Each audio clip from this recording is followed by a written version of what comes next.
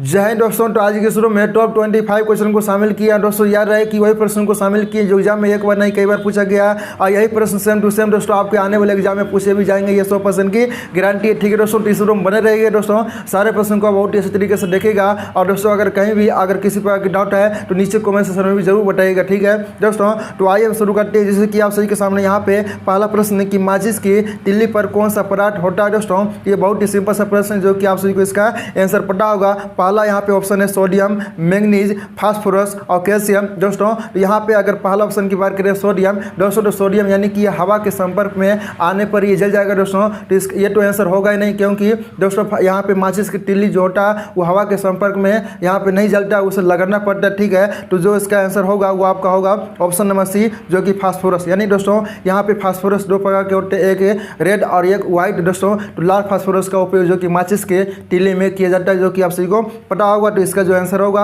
आपका option number C होगा, जो कि फास्फोरस होगा। ठीक है दोस्तों, चलिए हम अगले प्रश्न की ओर चलते हैं। अगला प्रश्न आप सभी के सामने है कि सत्यम शिवम सुंदरम की प्रसिद्ध पेंटिंग की रचना किसने की थी। दोस्तों तो इसका आंसर आप सभी को बताना है कि महेंद्र नाथ सिंह ने किया था, या विश्वनाथ मेहता ने किया था, या नंद किशोर शर्मा ने किया था, या शिवनंदन नौटियाल ने किया था। दोस्तों तो अति महत्वपूर्ण प्रश्न आपके एग्जाम के लेकर दोस्तों, इसका आंसर आप सभी को बताना है कि यहाँ पे सत्यम शिवम सुंदरम की प्रसिद्ध पेंटिंग किसने किया था। दोस्तों तो जैसा कि यहाँ पे कहा जाता है कि भगवान शिव के सम्मान में दोस्तों यहाँ पे सत्यम शिवम सुंदरम पेंटिंग जो कि ये बनाया गया था। ठीक है दोस्तों, तो किसने बनाया था इसका आंसर आप सभी को बताना है। तो इसका जो आंसर होगा वो आपका ऑप्शन नंबर 4 होगा, यानी कि शिवनंदन नौटियाल ने दोस्तों ये सत्यम में शिवम सुंदरम प्रसिद्ध पेंटिंग बनाया था। ये आप सभी लोग याद रखिएगा। ठीक है दोस्तों, चलिए हम अगले प्रश्न की ओर चलते हैं। अगला प्रश्न आप सभी के सामने है कि अल बरूनी की किताब उल हिंद, यानी दोस्तों यहाँ पे अल बरूनी के द्वारा ही किताब उल हिंद नामक पुस्तक लिखा गया। ठीक है, और यहाँ पे आपसे से पूछा जा रहा है कि किस भाषा में अल बरूनी ने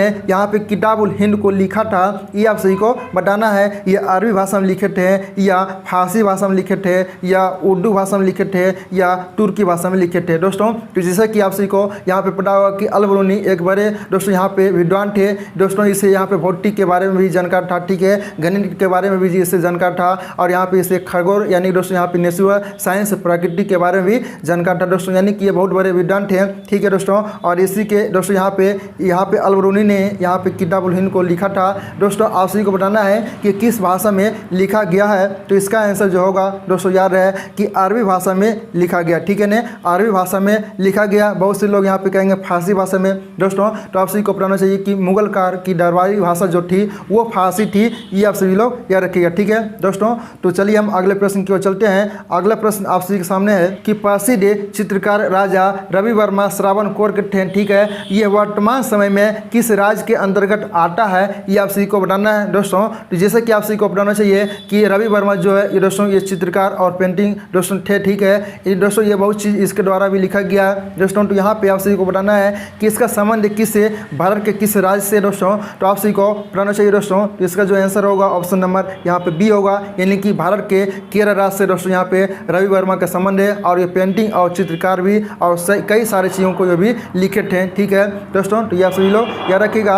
अगला प्रश्न आप सभी के सामने है कि प्रवासी भारतीय दिवस। दोस्तों तो जैसे कि आप सभी को पता होगा कि प्रवासी भारतीय दिवस ये 9 जनवरी को मनाया जाता है। यहाँ तक आप सभी को पता होगा, लेकिन दोस्तों आप सभी को पता होना चाहिए कि प्रवासी का मतलब क्या होता है। दोस्तों तो जैसे कि यहाँ पे आप सभी को पता होना चाहिए ऐसे भारतीय जो भारत में नहीं रहता हो, वो भारतीय हो लेकिन भारत में नहीं रहता हो, दूसरे कोई देश में रहता हो। जैसे कि आप सभी को पता होगा कि महात्मा गांधी जब अफ्रीका से लौटे, महात्मा गांधी वो भारतीय हैं लेकिन वो अफ्रीका में रहते थे। जब अफ्रीका से लौटे दोस्तों तो उसी के यादगार में ये प्रवासी भारतीय दिवस है दोस्तों मनाया जाता है। ठीक है, और आप सभी को पता होगा कि 9 जनवरी 1915 से दोस्तों ये मनाया जा रहा है। और याद है दोस्तों कि प्रवासी भारतीय दिवस ये हर एक वर्ष नहीं मनाया जाता है, ये 2 वर्ष के दोस्तों अंतराल पर मनाया जाता है। ये आप सभी लोग याद रखिएगा। यहाँ पे आपसे इससे पूछा जा रहा है कि प्रवासी भारतीय दिवस 9 जनवरी को मनाया जाता है। ठीक है, यह पहली बार किस वर्ष मनाया यहाँ पे गया था। दोस्तों तो इसका आंसर जो होगा वो याद है दोस्तों कि ऑप्शन नंबर सी, यानी कि 2003 से दोस्तों ये ध्यान दें कि पहली बार ये 2003 में मनाया गया था। ठीक है दोस्तों, यहाँ पे 2015 में यानी कि 9 जनवरी 2015 को दोस्तों अफ्रीका से महात्मा गांधी लौटे थे। ठीक है ना, 9 जनवरी 2015 को महात्मा गांधी अफ्रीका से लौटे, लेकिन 2003 से दोस्तों ये प्रवासी भारतीय दिवस मनाया जा रहा है। ये आप सभी लोग याद रखिएगा। ठीक है दोस्तों, चलिए हम अगले प्रश्न की ओर चलते हैं। अगला प्रश्न है कि भारत में किस किस दिन को राष्ट्रीय स्वैच्छिक रक्तदान दिवस के रूप में मनाया जाता है दोस्तों। तो इसका आंसर अगर पता है दोस्तों, और याद रहे कि वीडियो के अंतिम में दोस्तों आप सभी को अपना अपना स्कोर जरूर बताना है कि 25 में आप कितने यहाँ पे प्रश्न को सही कर पाएँ, ठीक है दोस्तों। तो आप सभी को इसका आंसर पता है तो जरूर बताइएगा। 1 अक्टूबर को मनाया जाता है, या 10 अक्टूबर को मनाया जाता है, या 12 अक्टूबर को मनाया जाता है, या 29 अक्टूबर को मनाया जाता है दोस्तों। तो इसका जो आंसर होगा जो याद रहे कि ऑप्शन नंबर ए होगा, यानी कि 1 अक्टूबर को दोस्तों भारत में यहाँ पे हर एक वर्ष रक्तदान दिवस के रूप में मनाया जाता है। ये आप सभी लोग याद रखिएगा, और एग्जाम से दोस्तों लेकर ये काफ़ी ज़्यादा महत्वपूर्ण है, ठीक है दोस्तों। ऐसे प्रश्न एग्जाम में बराबर पूछे जाते हैं दोस्तों। यहाँ पे अगला है कि Alt+ से विंडोज 10 में साइन इन स्क्रीन पर आपका पासवर्ड दर्शाया जाता है दोस्तों। तो याद है कि यहाँ पे F8 ये दोस्तों, यहाँ पे F8 यानी कि Alt+ F8 का उपयोग करके दोस्तों यहाँ पे विंडोज 8 में साइन इन स्क्रीन पर आपका यहाँ पे पासवर्ड दर्शाया जाता है। ये आप सभी लोग याद रखिएगा दोस्तों। ये भी प्रश्न एग्जाम में पिछले बार पूछा गया था, ठीक है दोस्तों। यहाँ पे अगला प्रश्न है कि ध्वनि के माप की इकाई क्या है दोस्तों। तो ये भी प्रश्न ध्यान रहे कि ये भी प्रश्न पिछले बार SSC के सीजीएल में दोस्तों ये प्रश्न पूछा गया था, ठीक है दोस्तों। तो इसका आंसर आप सभी को पता होगा, बहुत ही सिंपल सा प्रश्न है दोस्तों। और ऐसे प्रश्न एग्जाम में सेम टू सेम प्रश्न आपके एग्जाम में पूछे जाएंगे दोस्तों, ठीक है। तो आपका इसका आंसर अगर पता है तो नीचे कमेंट सेक्शन में जो बताइएगा। इसका आंसर जो कि ऑप्शन नंबर ए होगा, डेसिबल। डेसिबल में दोस्तों जो कि ध्वनि की माप की जाती है, आप सभी को पता होगा, ये मुझे विश्वास है दोस्तों। अगला प्रश्न है कि मानव खोपड़ी, यहाँ पे मानव खोपड़ी में हड्डियों एक संग्रह है, यानी कि दोस्तों यहाँ पे मानव खोपड़ी में आप सभी को बताना है कि यहाँ पे कितनी हड्डी होती है दोस्तों। तो मानव खोपड़ी दोस्तों तो याद है कि गर्दन तक, यानी कि जो आपका गर्दन तक है दोस्तों वहाँ तक आपकी खोपड़ी की काउंट आती है दोस्तों। तो वहाँ तक आप सभी को बताना है कि उसमें कितनी टोटल हड्डियाँ होती है दोस्तों। तो आप सभी को बताना चाहिए कि टोटल जो है 22, यानी कि दोस्तों टोटल उसमें 22 हड्डियाँ होती है। ये आप सभी लोग याद रखिएगा, ठीक है। तो मानव खोपड़ी में कितनी हड्डियाँ होती है, तो 22 हड्डियाँ होती है, ठीक है दोस्तों। चलिए हम अगले प्रश्न की ओर चलते हैं। अगला प्रश्न है कि लोकसभा की अध्यक्षता करता है जब अध्यक्ष सदन की बैठक से अनुपस्थित रहता है दोस्तों। तो जैसे कि आप सभी को पता होगा कि दोस्तों आर्टिकल यहाँ पे आर्टिकल है यहाँ पे 93 के अंतर्गत दोस्तों आपका यहाँ पे लोकसभा का गठन किया गया, ठीक है दोस्तों। उसके बाद जैसे कि आप सभी को पता होगा कि 2 दोस्तों यहाँ पे पदाधिकारी होते हैं, एक दोस्तों यहाँ पे अध्यक्ष दोस्तों और दूसरा यहाँ पे उपाध्यक्ष, ठीक है दोस्तों। तो अध्यक्ष यहाँ पे अगर नहीं रहेगा तो उसके दोस्तों यहाँ पे जो यहाँ पे संचालक करेगा वो उपाध्यक्ष करेगा। ये आप सभी लोग याद रखिएगा, ठीक है दोस्तों। और यहाँ पे आपसे प्रश्न पूछा जा सकता है कि अध्यक्ष की यहाँ पे वर्तमान में दोस्तों उसकी पेमेंट कितनी है। तो याद है कि 4 लाख, यहाँ पे 4 लाख दोस्तों इसका पर मंथ है इसका दोस्तों यहाँ पे, ठीक है इसका पेमेंट है। ये आप सभी लोग याद रखिएगा दोस्तों। और आर्टिकल यहाँ पे 93 के अंतर्गत इसका दोस्तों यहाँ पे गठन किया गया, ठीक है दोस्तों। चलिए हम अगले प्रश्न की ओर चलते हैं। अगला प्रश्न आप सभी के सामने है कि बिहार निम्नलिखित में से किस राज्य के साथ अपनी सीमा साझा नहीं करता है दोस्तों। तो जैसे कि आप सभी को पता होना चाहिए कि बिहार जो है ये 3 राज्य और प्लस 1 देश के साथ ये सीमा का साझा करता है, ठीक है। 3 राज्य और प्लस 1 देश के साथ बिहार दोस्तों अपना सीमा का साझा करता है, जो कि आप सभी को पता होगा। लेकिन यहाँ पे प्रश्न पूछा गया है कि कौन से ऐसे राज्य है जिसके साथ यहाँ पे साझा नहीं करता दोस्तों। और सेम टू सेम ऐसे प्रश्न एग्जाम में पूछे जाते हैं, ठीक है दोस्तों। यहाँ पे पश्चिम बंगाल के साथ यहाँ पे साझा करता है, ठीक है। तो पहला ऑप्शन तो नहीं होगा।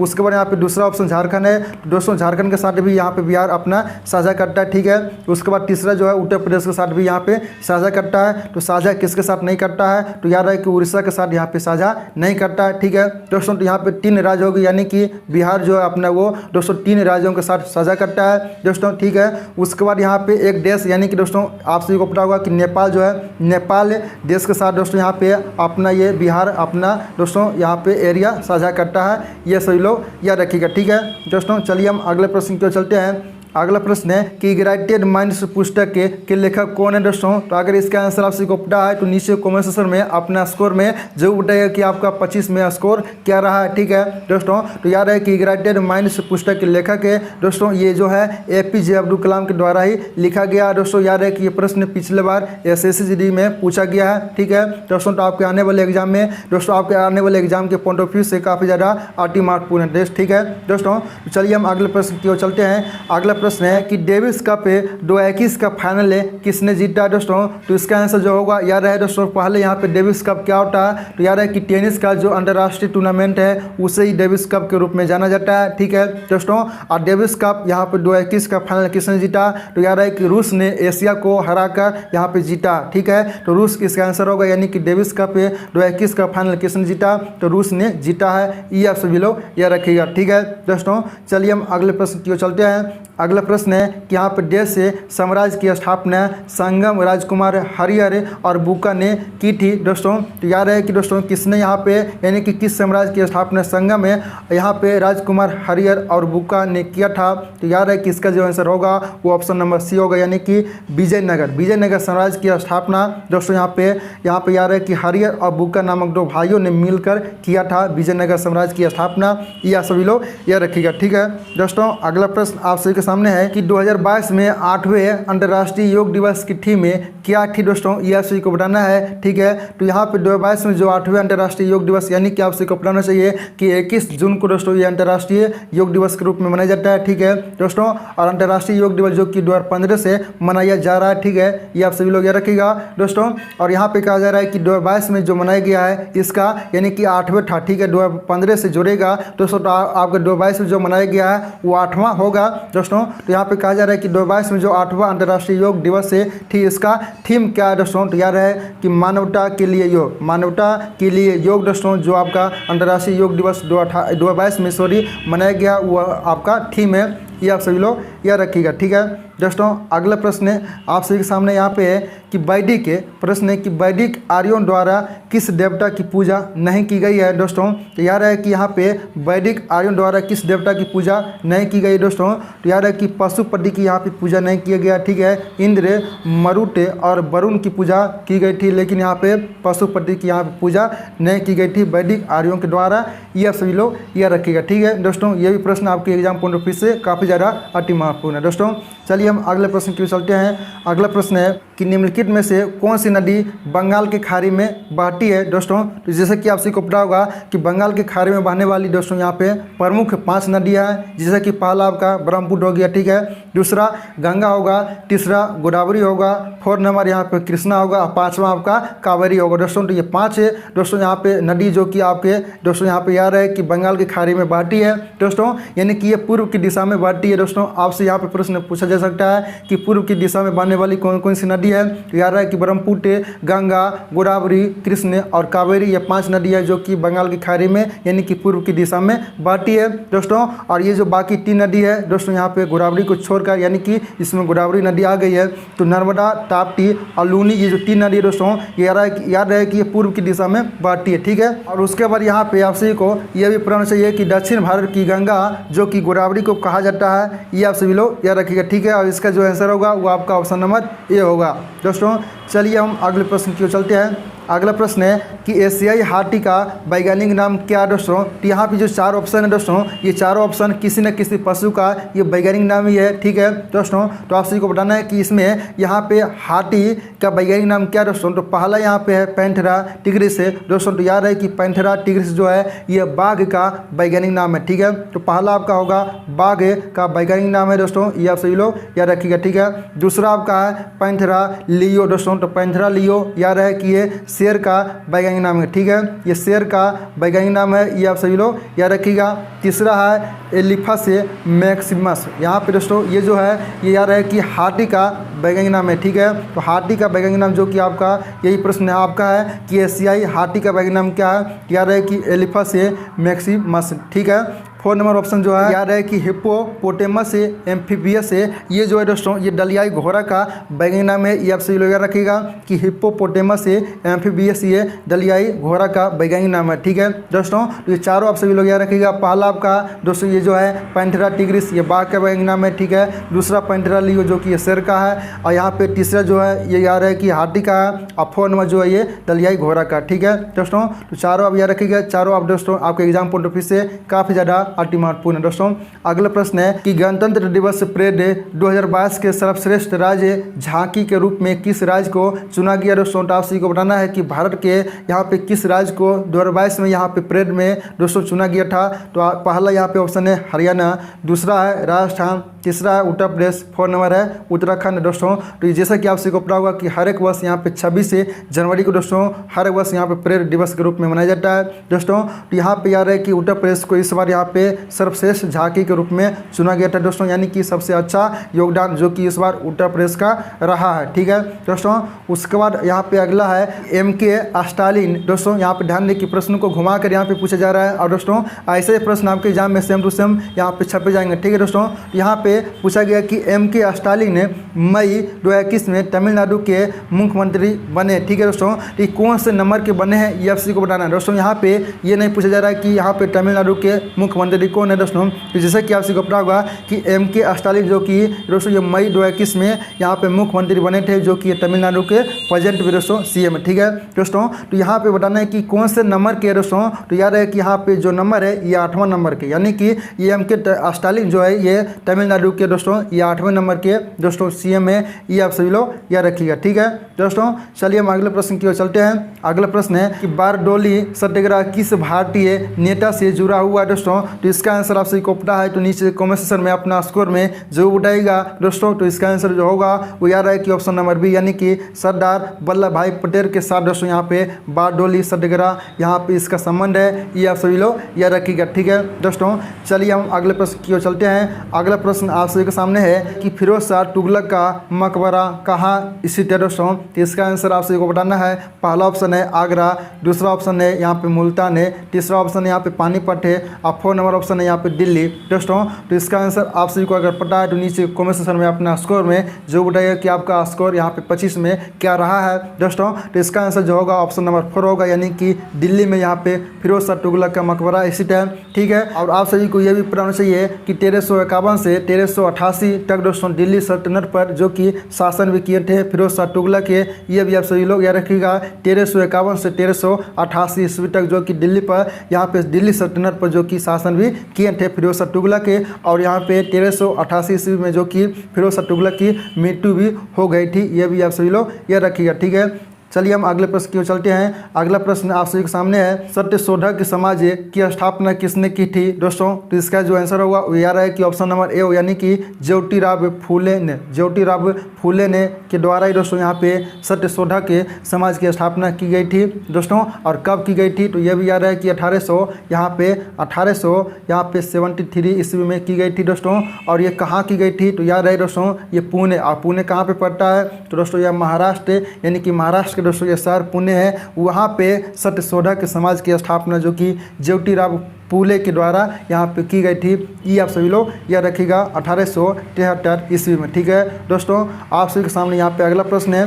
कि देश संशोधन ने मतदान की आयु को 21 से घटाकर 18 कर दिया गया। दोस्तों तो इसका आंसर आप सभी को पता होगा दोस्तों, क्योंकि ये जो प्रश्न है ये एग्जाम में एक बार नहीं दोस्तों कई बार एग्जाम में पूछा गया है। दोस्तों कोई भी एग्जाम हो ये प्रश्न कहीं ना कहीं टपक ही जाता है। ठीक है दोस्तों, तो ये प्रश्न एग्जाम में एक बार नहीं कई बार पूछा गया। इसका आंसर आप सभी को पता होगा जो कि 61वें संविधान संशोधन के अंतर्गत। लेकिन दोस्तों यहाँ पे सिर्फ इतना नहीं, आप सभी को यह भी बताना चाहिए कि दोस्तों ये कब से ये शुरू किया गया। ठीक है, यानी कि मतदान की आयु 21 से घटाकर ये 18 वर्ष से कब से ये लागू किया गया है। दोस्तों तो याद है कि 1988 ईस्वी से दोस्तों ये यहाँ पे मतदान की आयु 21 से घटाकर 18 वर्ष कर दिया गया, जो कि 61वें संविधान संशोधन के अंतर्गत किया गया है। ये आप सभी लोग याद रखिएगा। ठीक है दोस्तों, और आज का ये आखिरी प्रश्न है और इस प्रश्न का आंसर आप सभी लोग नीचे कमेंट सेक्शन में बताइएगा। दोस्तों और मुझे विश्वास है कि आप सभी को इसका आंसर पता होगा, क्योंकि बहुत सिंपल सा प्रश्न है दोस्तों। और यही प्रश्न एग्जाम में एक बार नहीं कई बार पूछा गया, जो कि आप सभी को पता होगा। ठीक है, कहीं ना कहीं दोस्तों यही प्रश्न कई बार पूछा गया।